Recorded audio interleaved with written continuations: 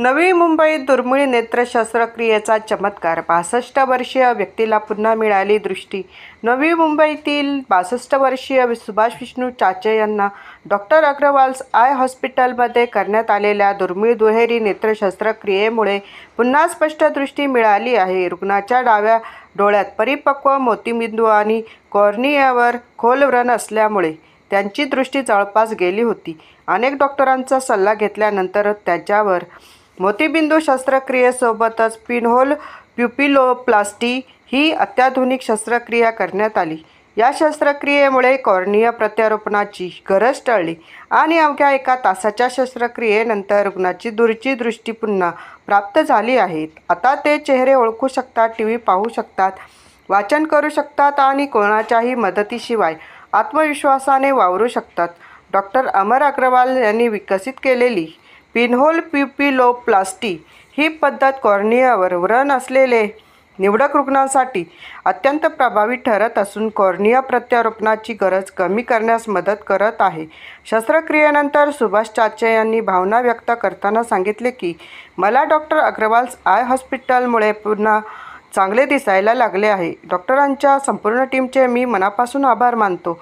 अशा प्रकारे आधुनिक तंत्रज्ञान, अनुभवी डॉक्टर आणि योग्य उपचार पद्धती यांच्या मदतीने आणखी एक रुग्ण नव्या आशेने जीवन जगू लागला असून त्याला पुन्हा दृष्टी प्राप्त झाल्याने तो त्याचे दैनंदिन काम आता करू शकत आहे.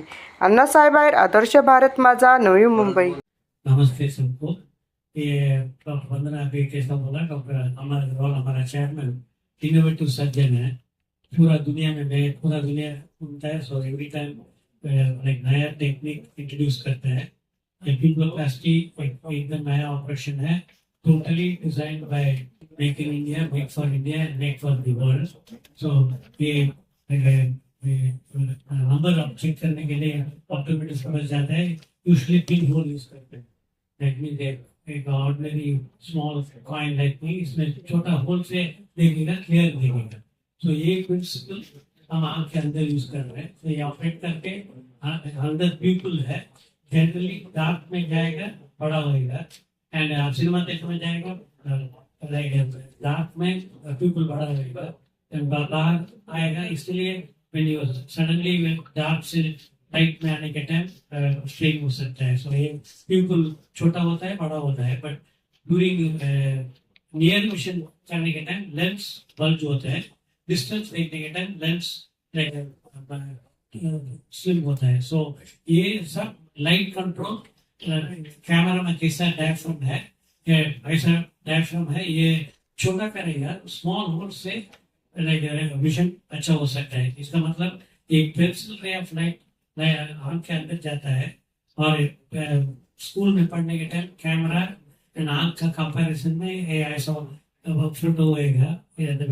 पिन होल कैमरा था, छोटा पिन होल से इमेज इन्वर्टेड मिलेगा, रेटिना को बच जाएगा, फिर ब्रेन से विजन बढ़ सकता है. सो पीपल विद ग्लूकोमा और पीपल विद कॉर्निया में सफेद होता है. तो ये जगह में पीपल प्लास्टिक करेंगे. डिटेल डॉक्टर प्रतीक बताएगा. ये नया ऑपरेशन से एक है कॉर्नियल ट्रांसप्लांट अवॉइड कर सकता है. दूसरा है हम रेटिना सर्जन है, रेटिना में सिलिकॉन ऑयल यूज करते हैं. इसकी वजह से ग्लूकोमा होता है. तो ये सब ये पीपल प्लास्टिक से ऑपरेशन से कंट्रोल हो सकते हैं. सो बड़े ऑपरेशन आई डोनेशन करके आई ट्रांसप्लांट प्रिवेंट कर सकता है. एंड ग्लूकोमा की वजह से नस डैमेज हो गए, ये भी प्रिवेंट कर सकता है. एंड वेरेवर पिन होल है, ये इम्प्रूवमेंट, विजन इम्प्रूवमेंट के लिए ये प्रोसीजर अच्छा है. ये डॉक्टर वंदना कैसा बोला, आंख के अंदर 15 स्पेशलिटी है. इसमें मैं ओनली पर्दा का काम करता है. पिनहोलोप्लास्टी भी में हमारा में डॉक्टर स्मिथ करता है, इधर डॉक्टर प्रतीक करता है. सो ऐसा एवरी स्पेशलिटी का बेस्ट मोर एंड मोर एक प्रोसीजर करेगा, उसमें एक्सपर्टीज ज्यादा बढ़ेगा. सो ये एक्सपर्टीज पेशेंट को भलाई के लिए यूज कर सकते हैं. So that any surgical procedure complication हो सकता है. ये सेम प्रोसीजर बार बार करेगा एंड रिफाइन करेगा. द रिजल्ट्स ऑलमोस्ट 99.9% अच्छा हो सकता है. ही जे सर्जरी असतात त्याच्या डोळ्याच्या आतमध्ये आपली एक पापणी असते, ज्याला आपण म्हणतो आयरिस. आणि ते पापणीमध्ये एक छोटंसं नॉर्मली पण भोग असतं जे जास्त कमी होत राहतं, त्याला आपण म्हणतो प्युपिल. ते प्युपिलचं साईज जे आहे, आपण त्याचं जे साईज आहे त्याला आपण कमी करून डोळ्याच्या आतमध्ये सगळ्यात जास्त लाईट जावे त्या कमी भोगामधनं ते आपण करतो. याऐवजी या प्युपिल जे म्हणतात आपण, ज्याला जे डोळ्याच्या आतमधलं पापणीचं जे भोग म्हणतात, त्याला आपण थोडंसं साईडला पण घेऊन जाऊ शकतो या शस्त्रक्रियामुळे. आणि जर पेशंटला सेंटरला बुगुळावर टीक असली तर पेशंटला साईडनं लाईट आल्यामुळे दिसू शकतं. पेशंट्सला काय फायदा होता या शस्त्रक्रियामुळे?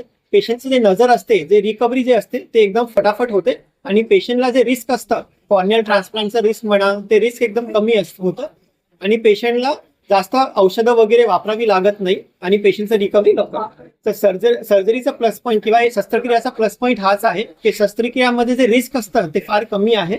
जे आपले दुसरे जे ऑप्शन्स आहे शस्त्रक्रियाचे त्याच्यामध्ये रिस्क जास्त असतं. आणि ज्यांना बुगुळावर टीक असल्यामुळे नजर कमी असते किंवा आपलं बुगुळाचं शेप जे असतं ते अबनॉर्मल असल्यामुळे ज्यांना नजर कमी आहे, ते लोक या शस्त्रक्रियासाठी आपल्या डॉक्टर अगरवालच्या कोणत्या पण ब्रांचला जाऊ शकतात. इनफॅक्ट मोतीबिंदूवाल्यांसाठी तर मोतीबिंदूचं ऑपरेशन आहे. पण बाकीचे जे आजार आहेत, मेनली आपलं जे कॉर्निया असतं, बुगुळ जे असतं आपल्या डोळ्याचं, त्याच्यामध्ये टीक असली, बुगुळाचं शेप अबनॉर्मल असलं, ही जे कारणं आहेत त्याच्यामध्ये ही शस्त्रक्रिया भरपूर कामाची असते. एक लास्ट क्वेश्चन, साधारण खर्च किती येतो? सर्वसामान्य माणसाला परवडेबल आहे की नाही? जसं या शस्त्रक्रियाचा खर्च 15 ते 20 हजाराचा मध्ये येऊ शकतं. आणि त्याऐवजी दुसरे जसं आपल्याला सांगितलं मोतीबिंदूचं ऑपरेशन सोबत लागत असेल तर मग मोतीबिंदूचं ऑपरेशनचं खर्च वेगळं होतं. पण अदरवाईज 15 ते 20 हजारामुळे ही शस्त्रक्रिया होऊ शकते.